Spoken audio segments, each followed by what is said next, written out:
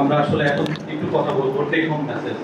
আসলে আমরা এখান থেকে কি নিলাম, কার্নিভাল কি মজা করলাম, খাওয়া দাওয়া করলাম, আসলাম গেলাম শুনলাম, এটা তো না। অবশ্যই আমাদের একটা পারপাস আছে, আমাদের পিছনের কিছু গল্প আছে, আমাদের সামনেরও কিছু গল্প আছে। তো এই যে টেক হোম মেসেজ, এই মেসেজটা একটু কনভারসেশন করার জন্য আমি প্রফেসর সত্য নিজাম স্যারকে একটু আসার জন্য অনুরোধ করতেছি। Doctor Rumana Daula, doctor Sanjita madam একটু সামনে আসবেন।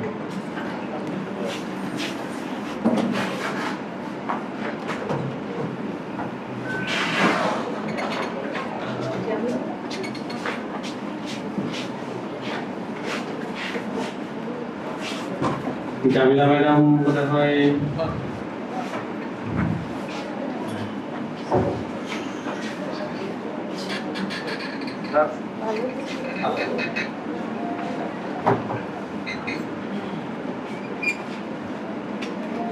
আমরা হসপিস প্যালিয়েটিভ কেয়ার নিয়ে কাজ করি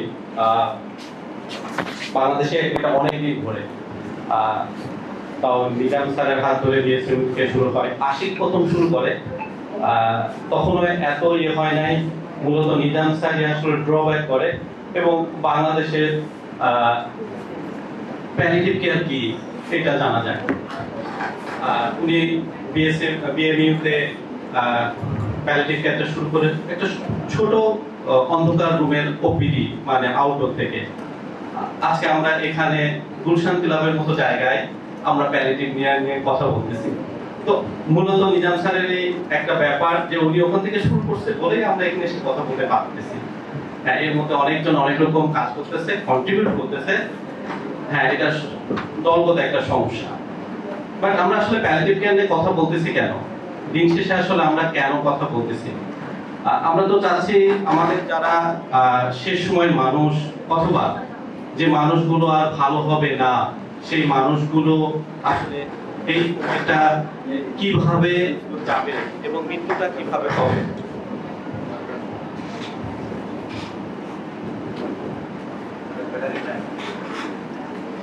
এইটা মূল লক্ষ্য আমাদের। এটা নিয়ে আসলে কথা বলতে চাই। নিজাম স্যার যদি একটু শুরু করেন। আসসালামু আলাইকুম। কোথা থেকে শুরু করা যায় আমি জানি না, খুব সংক্ষেপে বলি, কারণ সময় কম, তাই না? প্যালিয়েটিভ কেয়ার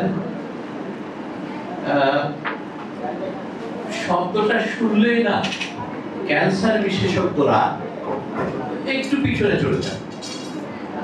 এই যে কয়েকদিন পরে একটা ক্যান্সার সম্মেলন আছে, বুঝছেন? আমি একদম পরিষ্কার চোখে দেখতে পাচ্ছি যে সেই সম্মেলনে প্যালিয়েটিভ কেয়ার সেশনে সবচেয়ে কম মানুষ থাকবেন এবং এইখানে যতজন বসে আছেন সবার প্রতি অত্যন্ত বিনীত শ্রদ্ধা রেখে বলছি, তার মধ্যে আমি সহ 95% জন প্যালিয়েটিভ কেয়ার ব্যাপারটা জানেন না, বোঝেন না। প্রচলিত যে জায়গাটা আছে, এই প্রচলিত জায়গাটায় এটা হচ্ছে মারা যাওয়ার গল্প, যেন মানুষের আরামে মরে সেটার গল্প। বিশ্বাস করেন, আমি খুব দায়িত্ব নিয়ে বলছি, এটা কি একদম ভুল ধারণা। আমার এক বন্ধু বলেছিলেন যে একটি গানে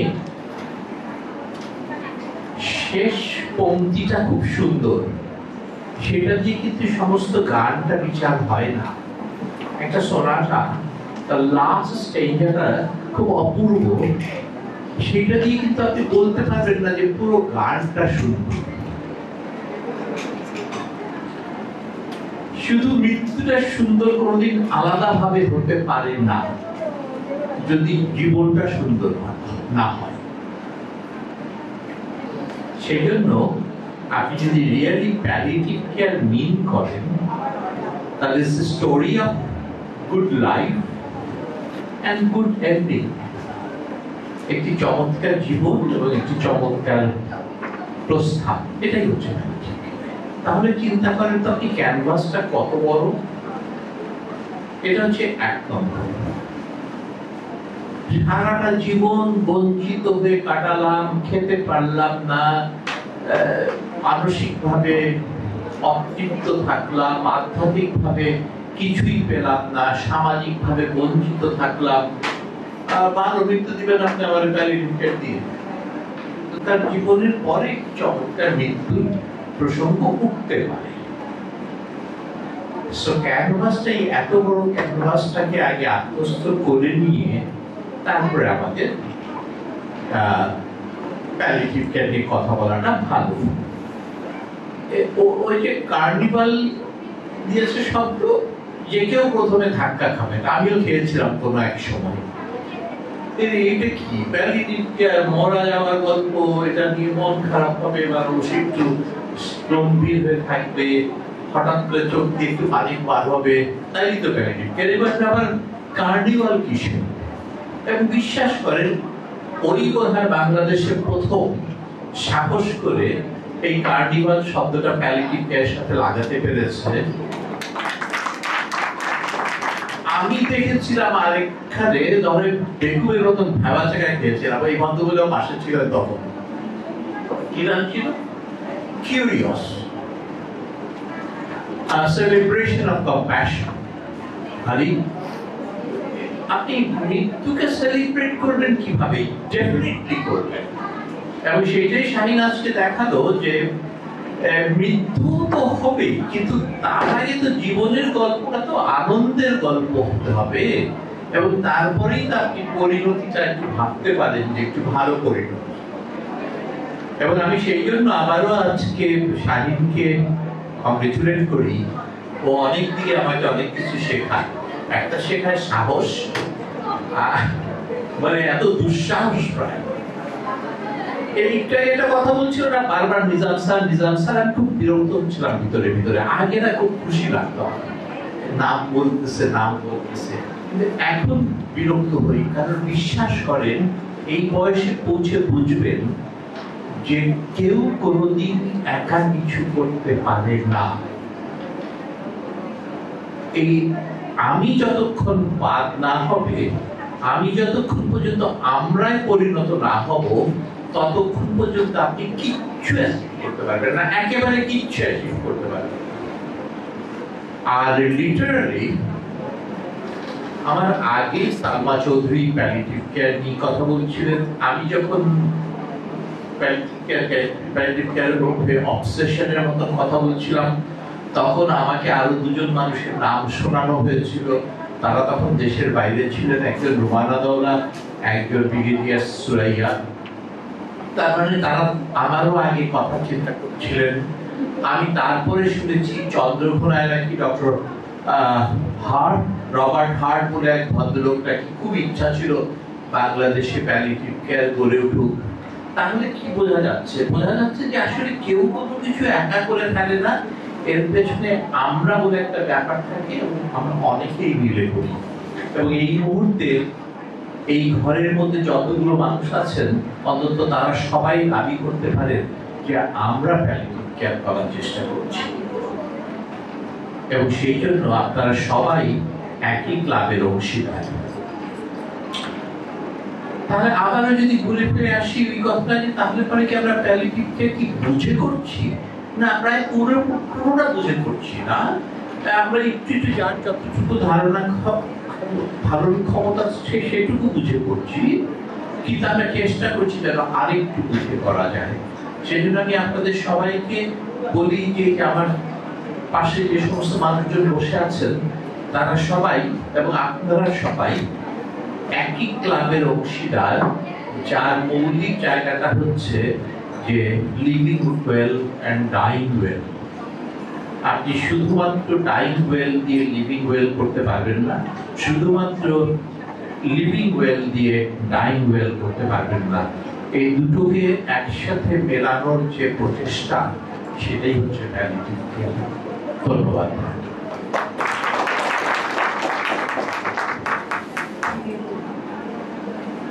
প্রথমত স্বাগত এবং শুভ সন্ধ্যা সবাইকে। শাহিনুরের এই উদ্যোগকে আমি অত্যন্ত পছন্দ করেছি, এবং ও আমাকে বলছিল আপনারা একটা স্টল দেন, সবাই একদম তুমি ছাড়া তো কেউ কাজ করছি না আমরা সেরকম, যেটা দেখা যাচ্ছে। ও আসলে আমাদেরকে কথা বলে, কিন্তু আই থিঙ্ক প্যালিয়েটিভ কেয়ারের যে কাজগুলো সেগুলো হোম কেয়ার একটা খুব বড় জায়গা, এবং এই যে অ্যাওয়ারনেসগুলি করা প্রতি বছর কিছু না কিছু সাহায্য করছে। এবং আরেকটা জিনিস এখানে উঠে আসেনি, এআই নিয়ে যে কাজ হচ্ছে যেটা আমি ওর থেকে শিখবো ভাবছি, এবং আশা করি আমাদের পেশেন্টদের মধ্যে ওটা এনরোল করা হবে। সো আমরা একটা আরেকটা জিনিস মনে করি যে হসপিস বাংলাদেশ অনেকে অ্যাওয়ার্ডসও দিয়েছে, আমরা পেয়েছি, কিন্তু শাহিনুরকে একটা অ্যাওয়ার্ড দিতে হবে। নিজের ইয়ে থেকে তো সে দিতে পারছে না নিজেকে, আমরা একটা ব্যবস্থা করে দিতে হবে একটা অ্যাওয়ার্ড পাওয়া যায়। So actually celebrating someone who is upholding the energy and passion of palliative care, not just providing the care, and ওর দেখা পেশেন্ট ফ্যামিলিরা আমাকে বলেছে যে খুব ভালো সার্ভিস হয়েছে। আমার নিজের পরিচিত যাদের একজন ফ্যামিলি মেম্বারকে আমরা প্রোভাইড করেছিলাম, গুলশানের দিকে ছিল, আরেকজন ধানমন্ডির দিকে ছিলেন, এবং তারা তখন কম্পেয়ার করে বলেছে we didn't know যে এত ভালো প্যালিয়েটিভ কেয়ার আরো আছে, you know. So alhamdulillah, let's again clap for Hospice Bangladesh and Shahinur. এবার আসি যে ও এখানে একটা সুন্দর আয়োজন করলো বলে আমরা একসাথে বলতে পারলাম। নানান কারণে অনেক সময় সবারটা করা হয়ে ওঠে না বড় করে, সুতরাং আমরা যে জিনিসগুলো তুলে ধরতে পারি আপনাদের সামনে। এবারে প্রতিটি বছর হসপিস প্যালিয়েটিভ কেয়ারের একটা থিম থাকে, মানে একটা জিনিস নিয়ে চিন্তা করতে বলে।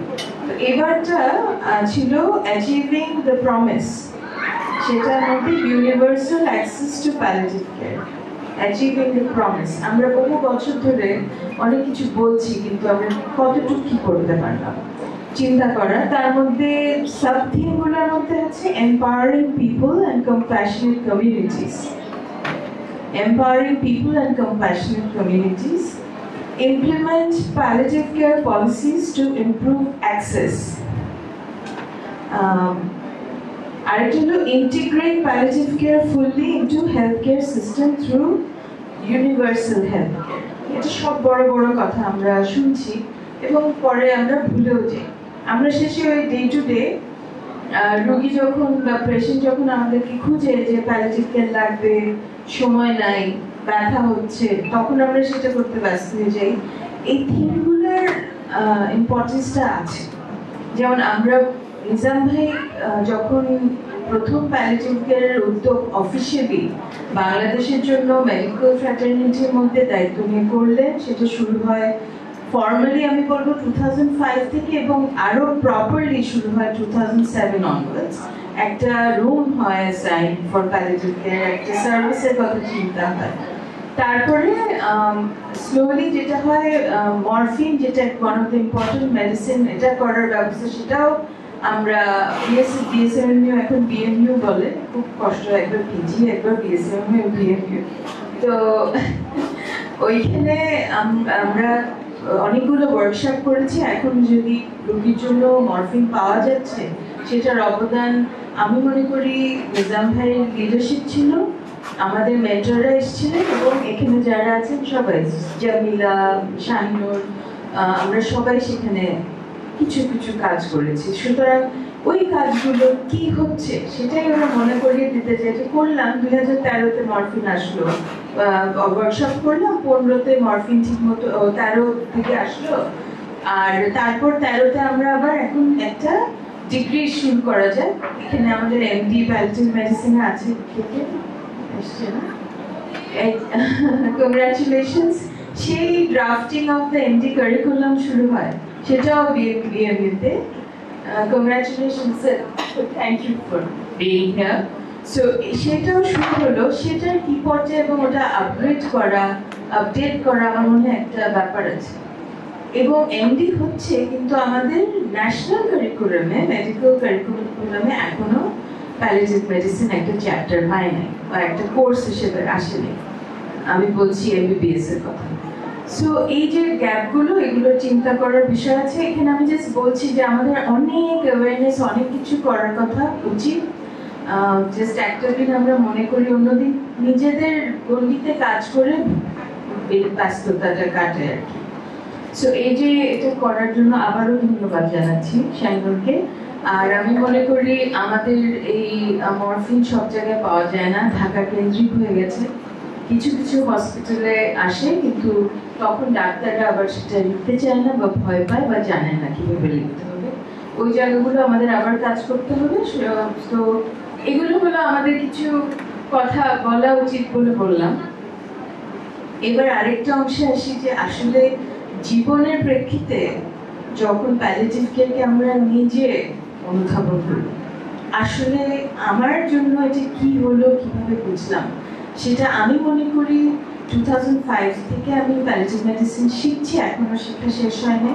আপনি যেটা বলেন এখনো জানি না, গুছিয়ে বলতে পারি না সুন্দর করে, কিন্তু এই যে ডায়াগনোসিস থেকে শুরু করে শেষ দিন পর্যন্ত এবং শেষ দিনের পরে যাদের রেখে যাওয়া হয় তাদের কি হয়, সেই জায়গাটায় যদি আসি, বেরিভমেন্ট কেয়ার নিয়ে আমরা বেশি ভাবি না। কিন্তু আমি এটার জন্য অত্যন্ত দুঃখিত, রোগীর আত্মীয় স্বজনদেরকে আমরা খেয়াল রাখতে পারি না। সেটা কিভাবে বুঝলাম, আমার বাবা মারা যান 2004-এ, he was 91 and I am around 60। এই বয়সে আমার যদি এমন লাগে, তাহলে ইয়াং মানুষগুলো চলে যায়, বাচ্চাগুলো চলে যায়, কতটা কষ্ট হয়। আমার মনে হয় এই জায়গাটা আমাদের আরো দেখা উচিত। খুবই এই জায়গাটা নেগলেক্টেড, বেরিভমেন্ট। অ্যান্ড সো আমি এটা একটু উল্লেখ করে আমার অংশটা বলি। অনেক কথা থাকে, অন্যরা বলবে, আমরা শুনি। অনেক ধন্যবাদ, থ্যাংক ইউ ওয়ান্স এগেইন। আমি কি ওনাকে স্যালাইন দেব না দিব না, মরফিন দিয়ে সিডেট করব কি করব না, এখনো শিখতেছি আসলে, শেখার শেষ নাই। এবং সবচেয়ে কঠিন বিষয় এটা, আবার সবচেয়ে মজার বিষয় এটা যে প্রতিটা পেশেন্ট এক একটা গল্প নিয়ে আসে, এক একটা চ্যালেঞ্জ নিয়ে আসে, এক একটা সাইকোলজিক্যাল ব্যাপারগুলো সামনে নিয়ে আসে। আমরা কিন্তু শুধু মরফিন, ফিজিক্যাল এই ব্যাপারগুলো করতেছি, কিন্তু একটা মানুষ যখন এই জার্নিটা করে, তখন আসলে তার যে সাইকোলজিক্যাল ফ্যামিলি সম্পর্কের উত্থান পতন, একই সাথে সম্পত্তির ভাগ বাটোয়ারা চলে আসে, ছেলে থাকবে কত, মেয়ে থাকবে কত, যে খুব কাছে ছিল এই শেষ সময় এসে সে অনেক দূরে চলে যায়, যে কোনোদিন কাছে ছিল না সে কাছে চলে আসছে। এই যে সম্পর্কের আদান প্রদান, আমার মনে হয় আপনি একটু ভালো বলতে পারবেন। ধন্যবাদ। সম্পর্কের আদান প্রদান নিয়ে বলার কথা আমাকে বলা হলো, বোধহয় খুব ব্যক্তিগত একটা জায়গায় নিজের অজান্তে স্পর্শও করে ফেললেন তিনি। তার আগে একটু ছোট্ট করে যদি বলি, বলা হচ্ছে পৃথিবীতে মাত্র নাকি 14% মানুষ, 14% অফ দ্য পপুলেশন এই সার্ভিসটা পাচ্ছেন, প্যালিয়েটিভ কেয়ার। তাই যদি হয়, তাহলে বিশ্ব স্বাস্থ্য সংস্থা ভাগ করছে উচ্চ আয়ের দেশ, মধ্য আয়ের দেশ এবং নিম্ন আয়ের দেশে। নিম্ন আয়কে আবার অতি নিম্ন আয়েও ভাগ করা হচ্ছে। যদি 14% পায়, তাহলে আমরা ধরে নিতে পারি যে এটা উচ্চ আয়ের দেশেই পায়। আপনাদেরকে যদি আমি প্রশ্ন করি যে পৃথিবীর সব থেকে বড় দেশ কোনটা, রাশিয়া, রাইট? সেখানে জনসংখ্যা প্রতি স্কোয়ার কিলোমিটারে যা আছে, আমাদের বাংলাদেশের জনসংখ্যা তার থেকে বেশি। তার মানে আমরা যদি সম্পূর্ণ বাংলাদেশে একটা করে হসপিটাল আর বিছানা বানাই, তাহলে আমাদের রোগী দিয়ে আমরা কুলাতে পারবো না। এবং যেই কারণে বিশ্ব স্বাস্থ্য সংস্থার ক্যান্সার বিভাগের প্রধান জ্যান স্ট্যানওয়ার্ড বলেছেন যে কমিউনিটি লেভেলের প্যালিয়েটিভ কেয়ার পৃথিবীতে 2/3 অফ দ্য পপুলেশনের জন্য এখন পর্যন্ত অনলি ওয়ে।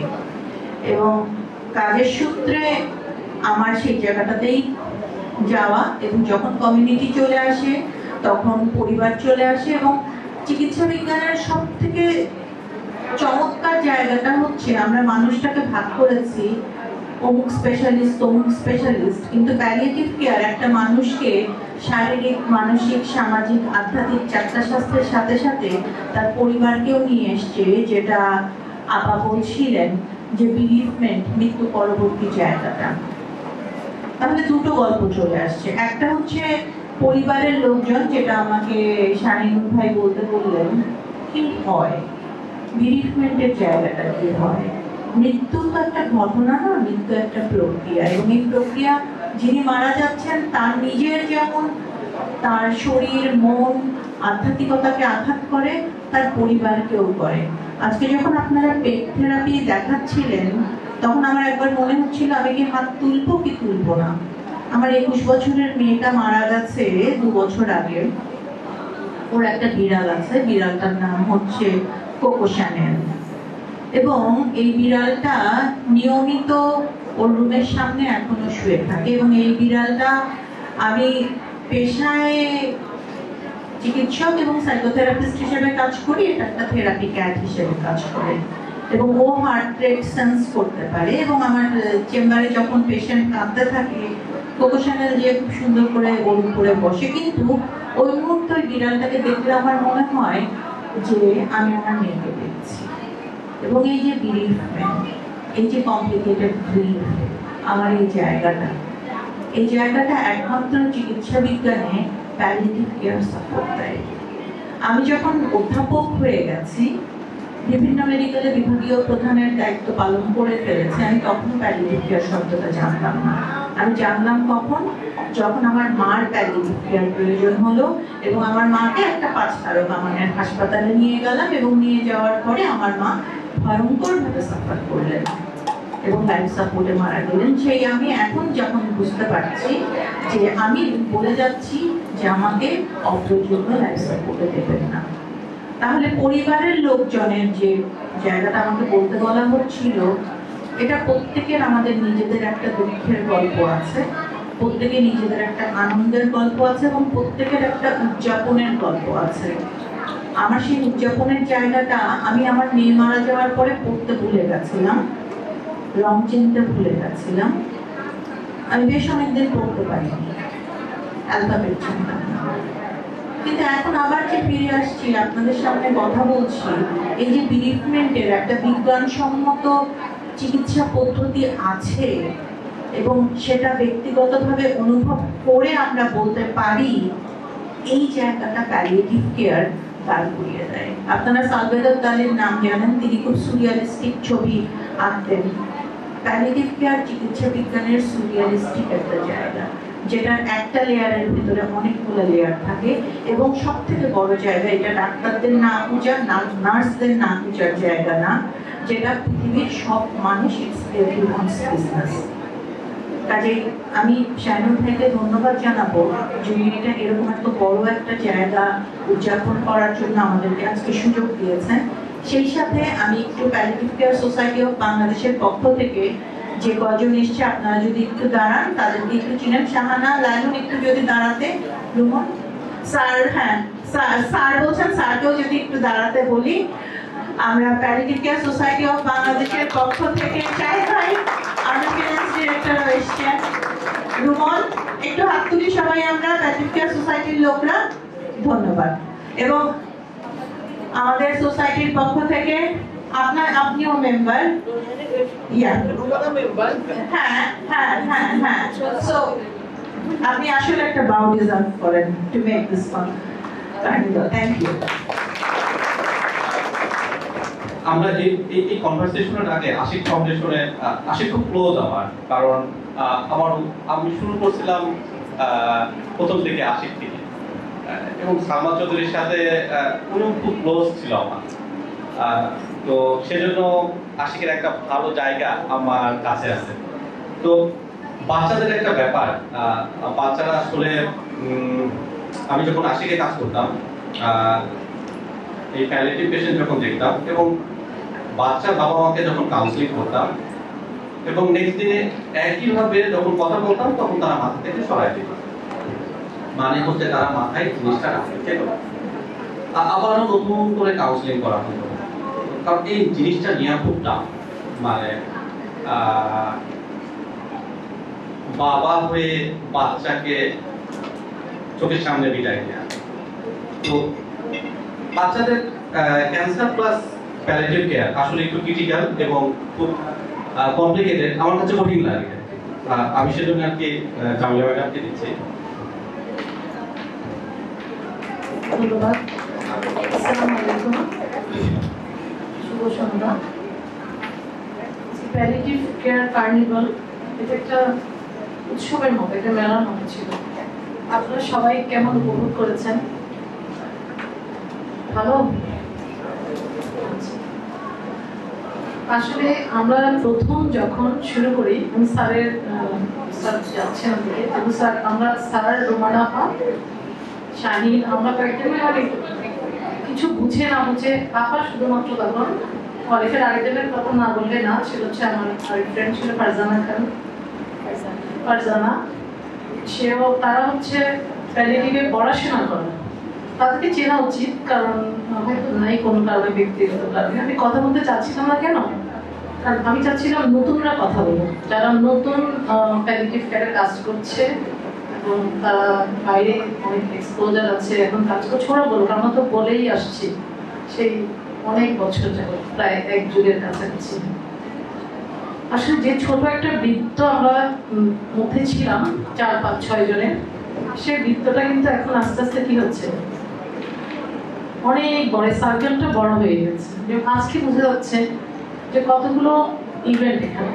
প্রথমে স্পিয়ার, দুটো বড় বড় কাজ, একটা হচ্ছে নিউট্রিশনাল ফুড কিভাবে হবে, এটা কিন্তু একটা এরকম এই ধরনের কাজ আমাদের ঢাকা মেডিকেল অনেকদিন যাবত হয়ে আসছে। আজকে সবাই আপনারা দেখলেন এটা করছে আমাদের ডাক্তার জান্নাত, আর বোন আছে তার একটা অর্গানাইজেশন রাফায়েতারা, তার ভলান্টিয়ার্স, তারা এত উৎসাহী ইয়াং একটা গ্রুপ, তারা এই জিনিসটা করছে। তার সাথে পাপেট শো, এমন পাপেট শো যেখানে যাবে সেখানে সব অনুষ্ঠান ফ্লপ, আর বাকি ইভেন্ট হতো।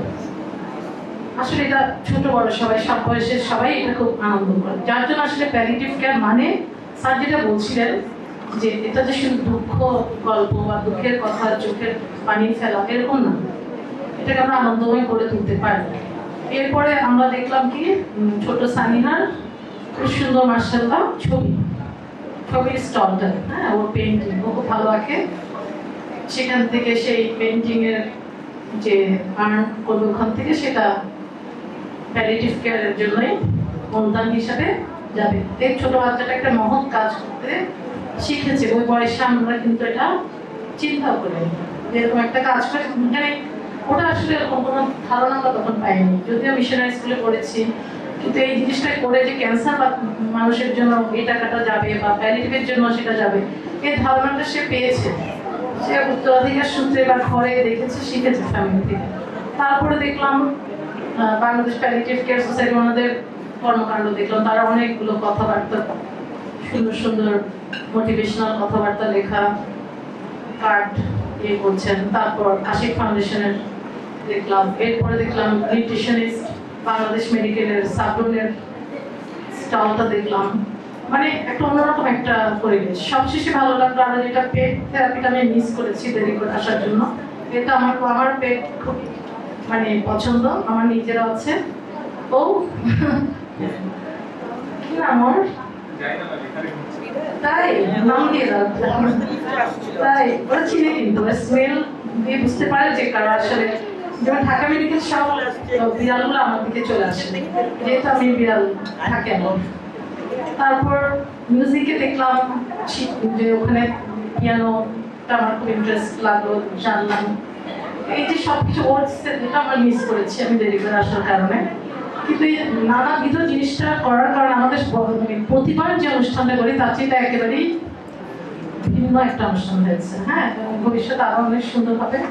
এটা একটা সিম্বল যে কি আসলে আমরা মনে করি প্যালিয়েটিভ কেয়ার মানে করুণা, সিম্প্যাথি, এই ধরনের শব্দ। আসলে এটা একটা মানে একাধারে একটা ব্লেন্ড হয়েছে, কম্প্যাশন, জয়, সবকিছু মিলে একটা কি মিশ্রণ হয়েছে, তাই না? যারা নাই বৃত্তটা মানে চেয়ারটা, সব চেয়ারগুলো যেগুলো খালি সেগুলোকে অনাথ মনে হচ্ছে যে এক একটা চেয়ার খালি। আমরা চাই প্রতিটা চেয়ার, প্রতিটা জায়গা শূন্যস্থানগুলো পূর্ণ থাকুক, এটা হচ্ছে আমাদের চাওয়া। আর বৃত্তটা আমরা বড় করছি, দেখুন কত সুন্দর। এখন আমরা যদি সবাই হাতে হাত ধরে দাঁড়াই এখানে, কি সুন্দর একটা বৃত্ত হবে।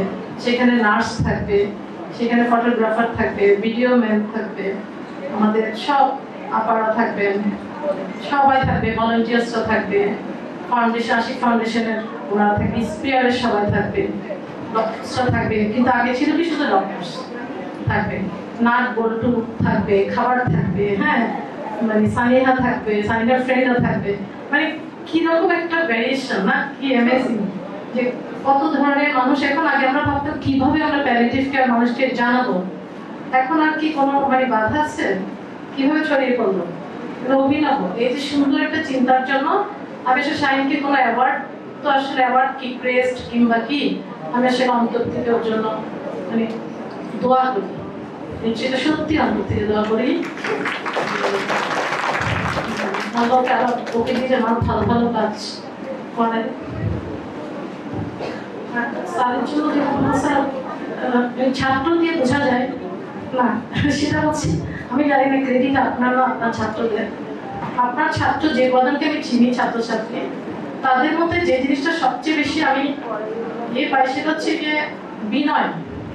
ঢাকা মেডিকেল আছে, জন আছে, এখানে আছে যে নাদিয়া, ওরা বিনয়, ওরা যে একজন প্যালিয়েটিভ মেডিসিনের মতো একটা জিনিসের এমডি করেছে, বাংলাদেশে প্রথম একটা সাবজেক্ট, এই নিয়ে তাদের মধ্যে যে জিনিসটা নেই। তারপরে এদিকে নরিন আমাকে কালকে দাওয়াত করেছে, আমাদের সবাইকে, জান্নাত সবাইকে, আমাদের চেম্বারে গিয়েছে, সম্রাট গিয়েছে ইনভিটেশন কার্ড নিয়ে।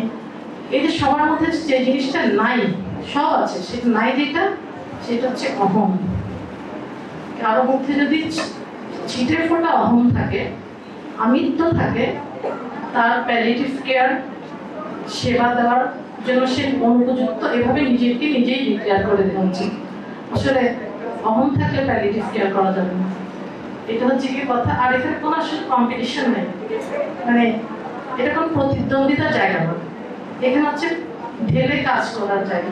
যার যতটুকু আছে, আমি যতটুকু আছি, সেটা মেধা হোক, শ্রম হোক, অর্থ হোক, সেটা যতদূর আমার স্বার্থ দিতে পারাটাই সময়। আর একটা জিনিস হচ্ছে একটা কোয়ালিটি টাইম, এটা হচ্ছে কি কথা। আর হোপটা কি, আমরা আজকের অনুষ্ঠান থেকে যে আমরা প্রমিসটা কি, প্রমিস হচ্ছে যে পেশেন্ট যেখানেই থাকে, স্যার বললেন যে আমি সারা জীবন কষ্ট করলাম, লাস্ট এসে সুন্দর বিছানা, সুন্দর মিউজিক থেরাপি, সুন্দর মরফিন, স্যালাইন সবকিছু দিয়ে, সেটা আসলে প্যালিয়েটিভ কেয়ার না। আমাদের করতে হবে যেটা শুরু থেকে, যে মানুষ যেখানে আছে তার যাই শব্দ হোক, তাকে যতটুকু সম্ভব একটা সুন্দর মৃত্যু সময় তাকে দেওয়া, যেটুকু আমরা পারি, এটা হচ্ছে গিয়ে প্যালিয়েটিভ কেয়ার।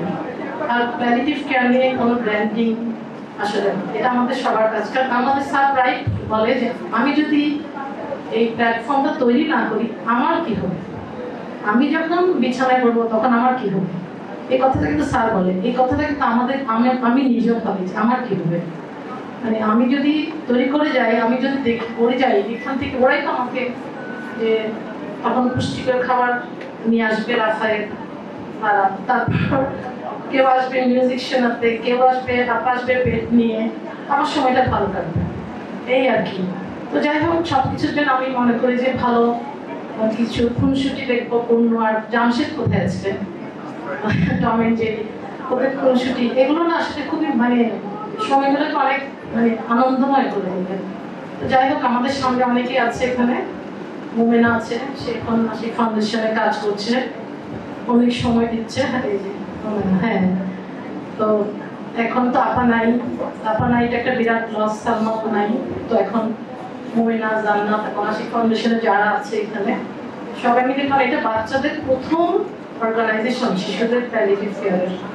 তো এটা যাতে কোলাপস না করে, এটা যাতে আরো সুন্দরভাবে অনেক বাচ্চাদের সেবা দিতে পারে, চলমান থাকে, এটা অনেকটা কিছুটা চ্যালেঞ্জে এখন পড়ে যাওয়া হচ্ছে বিভিন্ন কারণে। আপনারা দোয়া করবেন যাতে আমাদের এক ছোট বোনেরা বা এরা সবাই মিলে যেন এই জিনিসটা সুন্দরভাবে চালিয়ে যেতে পারে। কারণ এটা একটা আমাদের সবার, যারা আমরা বাচ্চাদেরকে নিয়ে কাজ করি, তাদের এই জায়গাটা একটা খুব একটা কোমল একটা জায়গা। আপনাদের সবার দোয়া চাই, সবাই ভালো থাকবেন।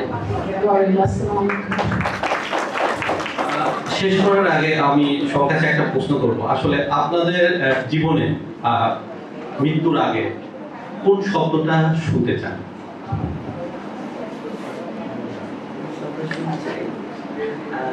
আমার বাচ্চার ফ্যামিলি যে আমার কাছে থাকে ওদের প্রেজেন্স শব্দ তো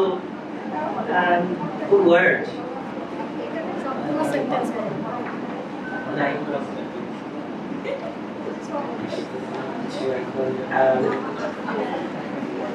live happily during your existing life. Actually লম্বা হয়ে যাবে কথাটা। বাচ্চাদের এত কমপ্লেন আমাদের বিরুদ্ধে, মা এটা করো নাই, মা ওটা করো নাই, তুমি এটা দাও নাই, ওটা করতে পারো নাই, ওইটা ওরকম হয় নাই। তো আমি তার সাথে শুনতে চাই, মা you have done a lot for us and we love you. That's the only word I want to know. কোন শব্দটা স্যার একটা বলতে It is not possible to make life nice for our whole life. আমাদের দেশে তো Only can choose the best life better than now. বাচ্চাদের সাথে বা প্যারেন্টিং কেয়ার বা এত বেশি আসলে মাস বা সাব মাস হয়ে গেছে যে এখন আসলে অন্য কিছু মাথায় আসে না যে আমার বাচ্চা আমাকে ভালো বলবে। আমার মনে হয় যে আমি একটা দেখতে চাই যে কোনো বাচ্চা পেইন নিয়ে সাফার করছে না, মানে স্যাটিসফ্যাক্টরি পেইন কন্ট্রোলটা আমি করতে পারছি। আমি এখন আসলে আপনার মৃত্যুর আগে আমার মৃত্যুর আগে আমি কি শুনতে চাই, আমি ব্রেনে এখন আসলে কোনো কিছু আসছে না, কিন্তু আমি এটা নিয়ে প্রায়ই কথা বলি, আপনার সাথেও বলি, অনেকের সাথেই বলি যে আমার সামনে কিছুদিন আগেও রেটিনোব্লাস্টোমা দুটো বাচ্চা আমরা পেইনে এত সাফার করছিল, আমি মরফিন কিনে মানে যারা পেশেন্ট মানে আমার মৃত্যুর আগে এখন আমার কাছে মনে হয় যে আমি একটা পেইনফুল চাই, সেটা পেইনে সাফার না করে। কারণ মানে আমার যে কথাটা বলে গেছে যে মরফিন সবখানে অ্যাভেলেবল হোক, মানে যখন ঢাকার বাইরে পাঠিয়ে দিচ্ছি আমি তার সাথে কিন্তু তাকে এনশিওর করতে পারছি না যে আপনি ওখানে গেলে পাবেন। আমার এখন আমার কথা আমি বলতে চাচ্ছি যে আসলে চিকিৎসক হিসাবে না, আমি বলতে চাচ্ছি যে আপনি যখন মৃত্যু শয্যায় থাকবেন তার আগে কি সেন্টেন্সটা শুনতে চান? আমি যখন মৃত্যুসজ্জায় থাকবো, যখন আমি বুঝবো যে আমি যাই, মানে এখন আমি মনে করি আমি তো কোনো শব্দ শুনতে চাই না, যে আমার খুব কাছের লোক সেজন্য আমাকে একটু ধরে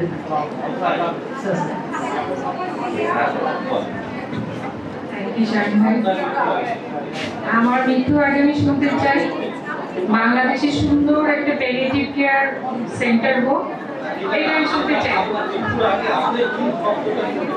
আমি এটাই শুনতে চাই।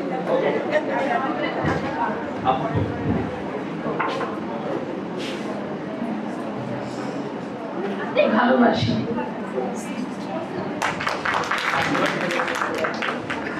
আমি আসলে ভাবি নাই, আজকে যখন জিজ্ঞেস করলেন আমি চিন্তা করছিলাম আসলে কি শুনতে চাই।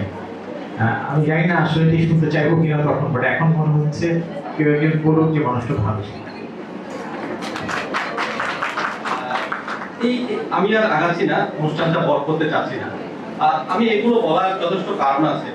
এগুলো শোনার আগে আসলে আমরা এটার মাধ্যমে আমরা কি বুঝলাম, আমরা কেউ মৃত্যু নিয়ে প্রিপেয়ার না, ম্যাক্সিমাম মানুষ আমরা প্রিপেয়ার ঠিকই তো প্রিপেয়ার। তো আমরা আসলে কোনো অ্যাডভান্স কেয়ার প্ল্যান নাই। আমরা আসলে এরকম যদি একটা মুহূর্ত আসে আমরা কি করব, বা এরকম মুহূর্তের মধ্যে যদি আমরা যাই তাহলে আসলে কি কি করা উচিত, আমাদের ফ্যামিলি মেম্বার আমাদের দিয়ে কি করবে, যদি আমাদের রোগটা এরকম হয় সেটা আর ফেরও ভালো করা যাবে না, রিভার্সিবল হবে না, তাহলে তখন আসলে আমরা কি ডিসিশন নিব? আমার ফ্যামিলি কি ডিসিশন নেবে আইসিইউর মধ্যে ঢোকাই দিবে, নাকি না আমি প্যালিয়েটিভ কেয়ার অথবা আমি বাসাতেই থাকবো, বাসাতে যে সাপোর্ট আছে সেই সাপোর্টের মধ্যে প্রিয়জনরা আমার করে থাকবে, আমি এইভাবে চলে যাব, সবাই বলবে আমাদের জন্য যথেষ্ট করছো, আমরা তোমাকে ভালোবাসি। আমরা কি এই শব্দ এই ব্যাপারগুলোকে আসলে কখনো চিন্তা করতেছি কিনা? আমাদের কিন্তু চিন্তা করা উচিত। আমি নিজাম স্যারকে প্রোগ্রামের শেষ মানে আপনার কথা দিয়ে শেষ হবে। Thank you very much. Greatly honored. আমি আমার যিনি গুরু, আমি একজন কি প্যালিয়েটিভ কেয়ারের গুরু, আমার যিনি গুরু তাকে আমি জিজ্ঞেস করেছিলাম আচ্ছা অনেক তো মৃত্যু দেখলাম, মানুষের জীবনের শেষ প্রান্তে এসে কমন ফ্যাক্টরটা কি? He said a regret. Regret, এবং আমার কাছে মনে হচ্ছে যে একদম সঠিক কথা, যে বোধহয় এটাই হয় যে আহা যদি আরেকবার শুরু করতে পারতাম, বা আহা যদি আরেকবার সময় পাইতাম, আহা যদি আরেকবার, এটাই তো রিগ্রেট। তো এই রিগ্রেটটা প্যালিয়েটিভ কেয়ার করলে থাকে না, কিংবা থাকে, আমি এই জায়গায় যাব না। আমি শুধু একটা কথা বলবো যে আমরা যতটা রিগ্রেটকে কমাতে পারি, যতটা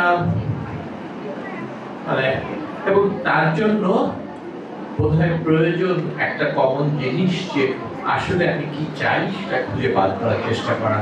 এবং শাহীন যে জায়গাতে আসছিল যে পৃথিবী জুড়ে এখন এক এক সময় প্যালিয়েটিভে এক একটা ভাইব যাচ্ছে, এখন একটা ভাইব যাচ্ছে, সেটা হচ্ছে advance care plan, ACP vibe যাচ্ছে, কিছুদিন আগে যাচ্ছে যে ক্যাফে ভাইব। তো এক একটা ভাইব যায়, এবং এক একটা যখন পাশ্চাত্য যখন নাচে তখন আমরা একটু একটু নাচি।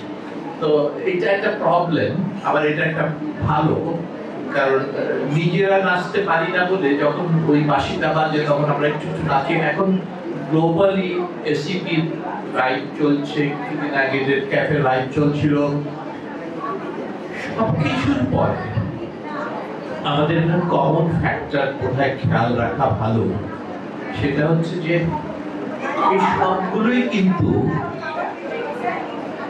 হাজার হাজার হাজার বছর ধরে এই মাটিতে ছিল, আছে, থাকবে। আমরা যদি সেখান থেকে বের হয়ে গিয়ে নতুন করে কিছু আবিষ্কার করতে চাই, আমরা মারাত্মক ভুল করব। আমরা যেমন ধরুন ওই যে অ্যাডভান্স কেয়ার প্ল্যানিং, আপনি দেখবেন যে আমাদের বাপদাদা 14 পুরুষ তারা ওসিয়ত করতেন। এখন আমরা এই ওসিয়তকে বারবার করে অ্যাডভান্স কেয়ার প্ল্যানিং বলতে চাচ্ছি, আমার কোনো আপত্তি নাই তাতে, কিন্তু আমার কথাটা হচ্ছে যে এই ট্র্যাডিশনাল ওসিয়ত যতটা আমাদেরকে ইম্প্যাক্ট করতে পারবে, ফেলতে পারবে, অ্যাডভান্স কেয়ার প্ল্যানিং আমাদেরকে ঠিক ততটা বোধহয় সবাইকে সবার মধ্যে ছড়িয়ে দিতে পারবে না। বোধহয় একই, কিন্তু ফিলসফিক্যালি কিন্তু একদম সেম একই জিনিস, লিটারালিও বোধহয় একই জিনিস। আমি জানি না, আমি তর্ক করবো না এই ফোরামে এখন।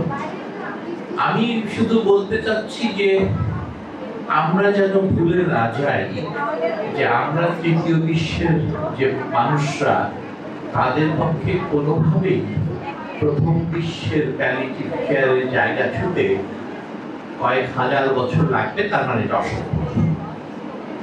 আমরা যেন আমাদের মতন করে আমরা যেন প্যালিয়েটিভ কেয়ারকে ধারণ করি, বহন করি এবং প্রচার করি। আমি কিছু মনে করেন, আমি এই প্রসঙ্গটা আমি আনতে ইচ্ছা করছে বলে আমি বলছি, অন্য কোনো কারণ নাই। সেটা হচ্ছে যে আমার কাছে আমি শব্দটা খুব বাজে, কিন্তু আমি ব্যবহার করা শুরু করে ফেলেছি অলরেডি।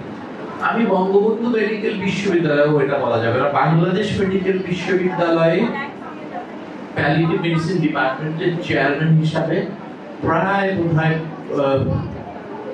15 বছর, না আমার এই হিসাব আপনারা রাখেন, ক্লোজ আমরা 15 বছর আমি চেয়ারম্যান হিসাবে জানা শিখেছি। আমি 2015 থেকে 25 পর্যন্ত কড়াইলে বস্তুকে কাজের সাথে ডাইরেক্টলি জড়িত। আমি সেখানে বাংলাদেশের প্যালিয়েটিভ কেয়ারের সম্পর্কে বেশি শিখেছি। ট্রাস্ট মি, একেবারে আমি বেশি শিখেছি। আমি মানুষ বেশি শিখেছি, জীবন কাকে বলে সেটা বেশি শিখেছি।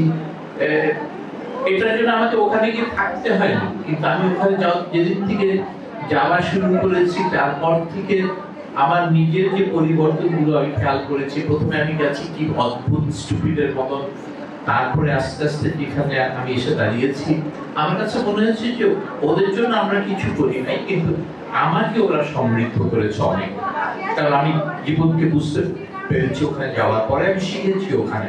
আমি যে জিনিসটা, সরি একটু অন্য জায়গায় চলে গেছি, আমি বলতে চাচ্ছি যে আমরা এখন ওদের সাথে কাজ করি, আগামীকাল যেমন আমাদের একটা অনুষ্ঠান হবে সোসাইটি অফ বাংলাদেশের ওই করাইলের ভিতর, এবং এখানে ওদের কোঅর্ডিনেটরও আছেন। আমি পরিচয় করাবো না, কারণ এটা এই ফোরামটা ইজ নট ফর দ্যাট। আমি শুধু একজনের সাথে পরিচয় করাবো, কেউ বলতে চাইলে না। এটা হচ্ছে শেষ এমডি পাস করেছে এইবার, আমাদের বাকিদেরকে চেনেন কিন্তু ওকে চেনে না, সেটা দিলাম। এর নামটা কি? সীমারানী সরকার। সরকার নাকি এখন আমার মানে আমাদের সরকার হিসাবে কাজ করবে। Thank you ball. I'm sorry যে আমি এই সময়টা ওকে পরিচয় করার জন্য নিলাম, but she should be known to you all and she should know you all also. তো কালকে ধরুন আমার প্রোগ্রামে আমি শাহিনের প্রোগ্রামে বসে আমার প্রোগ্রামের গান গাবো না, কিন্তু আমি যেটা বলতে চাচ্ছি যে কালকে কড়াইল বস্তির 32টা বাচ্চার মধ্যে 20টা সেরিব্রাল পলসির বাচ্চা, এবং এই বাচ্চাগুলোকে নিয়ে কালকে আমাদের অনুষ্ঠানের প্রধান আকর্ষণ। That particular project is now the closest project of my heart. যে বাচ্চাগুলো মৃতবৎ বিছানায় পড়ে থাকতো, সেই বাচ্চাগুলো এখন সপ্তাহে শনিবারের জন্য মুখে বসে থাকে। কেন? তাদেরকে ধরে নিয়ে এসে আমরা একটা ঘরে আমরা নাম দিয়েছি রেসপাইট কেয়ার। যে কোনো একজন ব্রিটিশ এই নাম শুনে, রেসপাইট কেয়ার শুনে, এইটার বর্ণনা শুনলে ওদের হার্টফেল করবে, কিন্তু আমাদের কাছে ওটাই রেসপাইট কেয়ার। সকাল থেকে সন্ধ্যা পর্যন্ত এনে একসাথে থাকা এবং সামান্য একটু ফিজিওথেরাপির কাজ পাওয়ার পরে তাদের যে উন্নতিটা দেখছি আমি ডাক্তার হিসাবে, আনবিলিভেবল। হাউএভার আমি শুধু আপনাদেরকে বলতে চাচ্ছিলাম এই কথাটাই যে পৃথিবী জুড়ে দুটো ধারা আছে, একটা হচ্ছে ইনস্টিটিউশন বেসড প্যালিয়েটিভ কেয়ার, একটা হচ্ছে কমিউনিটি বেসড প্যালিয়েটিভ কেয়ার। দুটোর প্রয়োজন কি অস্বীকার করা যায় না, কিন্তু আপনি যখন when you think about mass people service প্রভিশনের কথা যখন চিন্তা করবেন, তখন আপনাকে কমিউনিটি বেসড অ্যাপ্রোচের দিকে যেতেই হবে। আপনি যখন ট্রেনিং এর কথা চিন্তা করবেন, এডুকেশন এন্ড ট্রেনিং এর কথা চিন্তা করবেন, তখন ইনস্টিটিউশনের হয়তো দরকারটা আরো বেশি হয়ে দাঁড়ায়। আমি মনে করি যে এখানে যতজন আছেন সবাইকে আমি এই কথা বলার লোক সামলাতে পারলাম না, যে আপনারা সবাই why don't we all, আপনারা you have already joined the club, কিন্তু why don't we be a bit more proactive with any of us, Shaheen, us, anyone. Let's hold our hands together. আমরা একসাথে মিলে অনেক লাগাতে পারবো। ধন্যবাদ। ধন্যবাদ সবাইকে। আর আমরা প্রোগ্রাম আর দীর্ঘায়িত করি না, এখানেই সমাপ্ত ঘোষণা করছি। হয়তো বা সামনে কার্নিভালে কি হবে জানি না, তবে ইচ্ছা আছে, অনেক কিছু ইচ্ছা আছে। হয়তো বা সামনে আবার কোনো বড় কোনো কার্নিভালে দেখা হবে, প্যালিয়েটিভ কেয়ার কার্নিভাল। আচ্ছা, আমাদের শাইলা পাখি কথাটা বলতে চাই, কারণ অনেক কিছু বলতে ইচ্ছে করে। প্যালিয়েটিভ কেয়ার কি জানতাম না, যেটুকু জেনেছি বা বুঝতে পেরেছি জীবন একটাই এবং এটা ক্রমশ শেষ হয়ে যাচ্ছে।